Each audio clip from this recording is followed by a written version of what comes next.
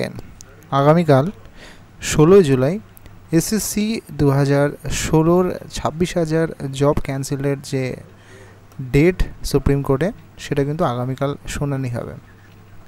সম্ভবত যেটুকু জানা যাচ্ছে হয়তো সিরিয়াল নম্বর 12-তে এটা শোনা হতে পারে। এখন দুটি বিষয় খুবই প্রযোজ্য কালকে কি হতে পারে। প্রথমত, একদম সময় নষ্ট না করেই বলছি, যেটুকু ব্যক্তিগত অভিমত, যে হয়তো দ্বিতীয় কোনো ডেট দেয়া হতে পারে, অথবা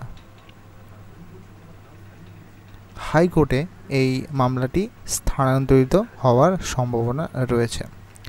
এখন ব্যাপার হলো, যদি কোনো কারণবশত এর রেজাল্টটা পজিটিভ আসে, অর্থাৎ যদি চাকরি বাতিল হয়, তাহলে যারা নতুন রয়েছেন তাদের কি সুযোগ পাওয়ার কোনো আশা আছে? নতুন বলতে একদমই ফ্রেশ, 2016-র ওয়েটিং লিস্টে কথা বলছি না, বা সেই সময়ের কথা বলছি না, যারা একদম ফ্রেশ, যারা এই বিগত কয়েক বছর ধরে ট্রেনিং করেছেন। তো সেই ক্ষেত্রে আমার যেটুকু অভিমত, হয়তো সুযোগ পাওয়ার চান্সটা খুবই কম, কারণ যারা সেই সময়ে যারা ওয়েট করছিলেন বা অপেক্ষা করছিলেন তাদেরকেই হয়তো প্রাধান্য দেওয়ার ব্যাপারটা থাকবে।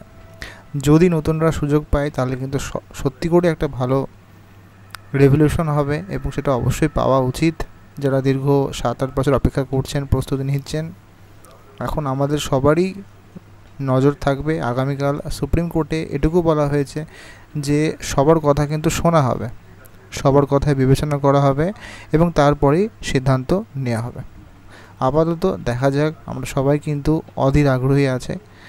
সাধারণত বিএড যা স্টুডেন্ট রয়েছেন, অবশ্যই আগামী দিনটা খুবই ইম্পর্টেন্ট প্রত্যেকের কাছে। দেখা যাক কি হয়। ভালো থাকবেন সবাই, সুস্থ থাকবেন। ধন্যবাদ।